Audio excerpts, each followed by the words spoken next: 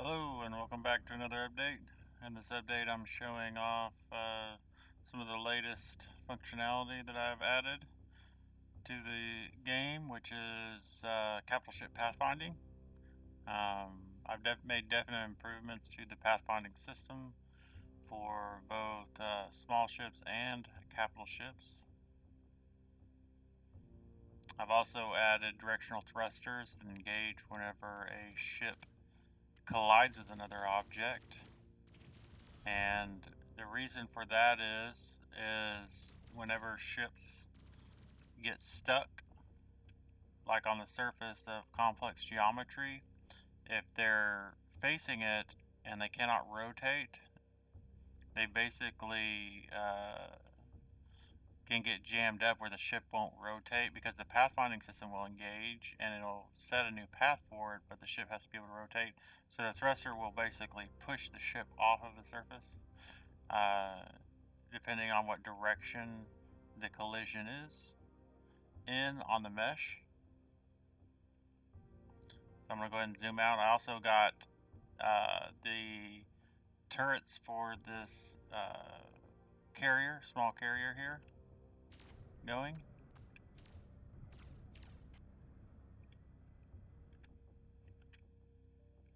Come say hello to my little friend. And I need one of those right now. I definitely need a monster.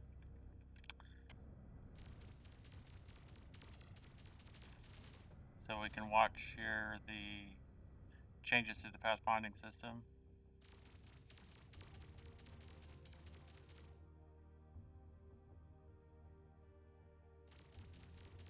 And there is a lot of ships in very close proximity here. And you can see that they are avoiding each other as well as the capital ship. And they're all attacking the capital ship there and then veering off. And then you have this other extremely large alien capital ship coming through. There's also ships out here in the distance, and we can see the capital ships are pathing through the asteroid field.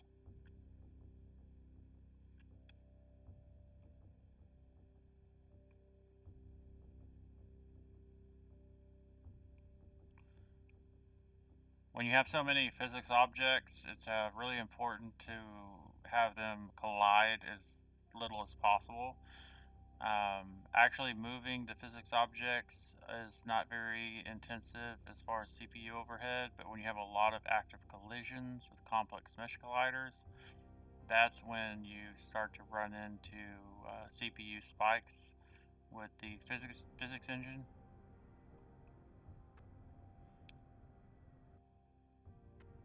And so it's important to, if ships basically collide with each other, they need to push each other away from each other. They need to thrust away from each other as soon as possible to get rid of that collision, to bring down CPU overhead.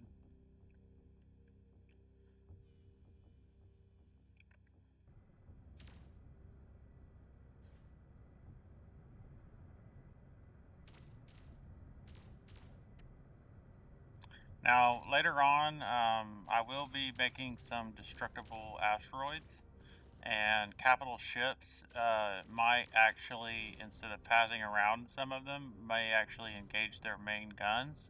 I haven't added the main guns for capital ships yet, which will be big laser fire weapons and giant, cannons on the front of them that'll have kind of a long cooldown time, and they'll be more geared for firing at other capital ships.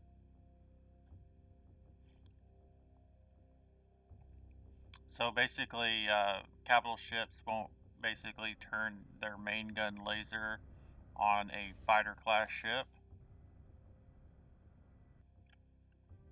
Oh, perfect. Right in the middle of making a video. Komodo wants to pop up.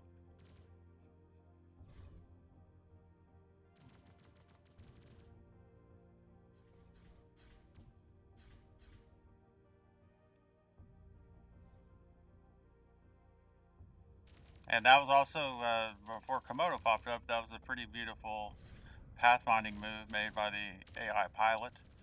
Those of you watching that may not know, this is not me flying the ship. It is my AI that pilots all the ships in this game. And it is something that I have built from scratch. Every single thing in this game, as far as programming is concerned, I have built from scratch.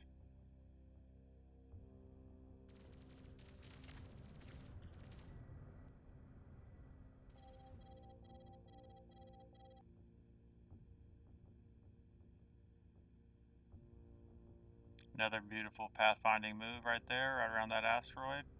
Now here's going to be an issue that I'm still working on, and that's with the extremely large capital ships, very, very large capital ships, having it kind of veer away whenever ships kind of come in and attack or targeting a capital ship. Later on, actually, what ships will do is they won't target the center bounds of a capital ship, which is basically what they're doing right now. They will instead, uh, mo- most of the time, they will attack component systems. Later on the surface of capital ships are going to be things like targeting arrays, fuel silos, and various things you can target that will disable certain subsystems on ships. And the AI ships will actually be targeting those subsystems as well to attempt to disable capital ships.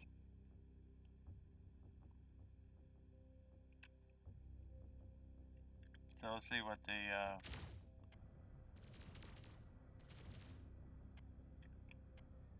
carrier's ship is doing over here. It should be pathing through.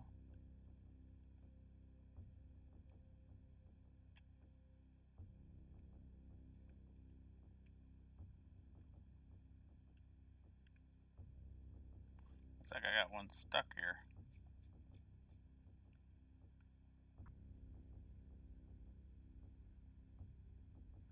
So it looks like it is pushing itself off of the. It looks like this one needs a little bit more force applied to the thruster to push it away.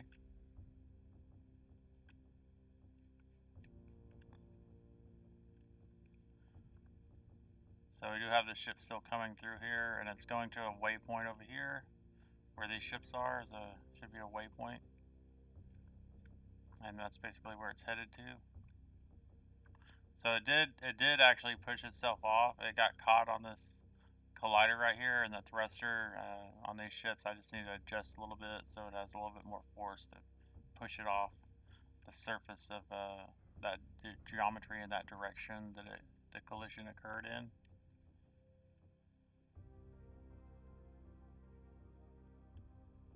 And then we have a ship coming around here. I can also make the sphere cast colliders a little bit bigger on this ship. It looks like they may be a little bit narrow, and that's why it's kind of not pathing far enough around this. And you can see the thruster engage here. It is pushing it away, and there it goes.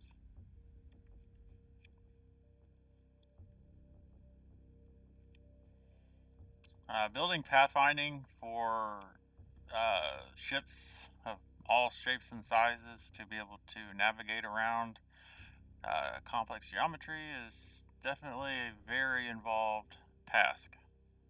Very involved. There's a lot of variables you gotta wrap your mind around. And everything that I've come up with my systems is a solution that I designed. I did not look up anything on the internet. As far as I know, there's nothing you can really look up that's going to tell you how to build a pathfinding system like this. Because there's basically two components, and that is the ships build a navigation waypoint chain. Uh, and I use a grid system, which is a custom made grid of points that go from point to point and then scan around, looking at the surface geometry for plotting the next vector points. And then also the second part of that is the directional thruster system that engages whenever a ship collides with something to move it away.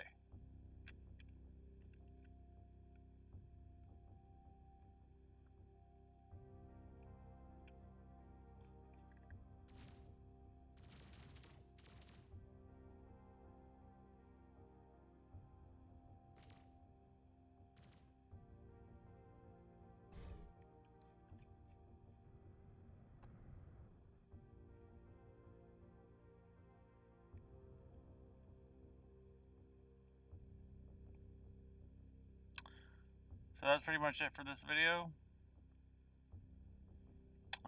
Thanks for watching. My next tasks are what I'm going to be doing is I'm building the afterburner system for ships that allow ships to, have a short speed boost. And then I'm building the countermeasure system, which is the system that controls deployment of various ships and abilities and behaviors as far as when a ship decides when it's going to flee the battle and what it's going to do. Is it going to, return to a nearby capital ship? Is it going to run and try to hide behind an asteroid and wait for its shield to regenerate if it has one? There's a lot of variables when it comes to that as well that I have to contend with, and I need that set up first before I start building the first group AI controller, which is the squad AI system. And the squad AI system will control targeting systems for the ships within its group, as well as formations and navigation, weapons targeting and navigation. So it'll be a localized tactical analysis AI, okay? And then there's going to be a battle group AI that will control a group of squads. And then there's going to be after that the overall team AI that'll control the battle group commanders or the battle group AIs.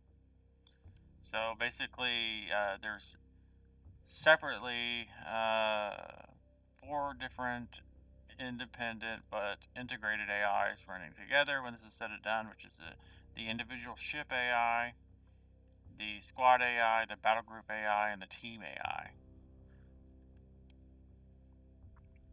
But the group AIs mostly will be responsible for tactical analysis within certain scopes.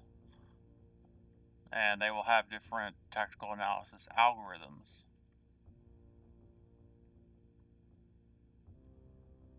Anyways, I'm going to go ahead and end this video here. Thanks for watching. Be sure to like, share, and subscribe if you like the project so far. Definitely looking to be a very action-packed game when I get it done. That's the whole point of this. I want it to be non-stop action, stuff blowing up all around you. I want you to feel like you're, in a sci-fi movie battle, basically. If you ever watch something like Babylon 5 or something like that, and you're like, man, I wish I could be in that battle. Wish I could be in Battle of the Line. Epic size battles like that will be possible, and I intend to have something of a similar nature in the game itself. But that's it for now, and I will talk to you guys later.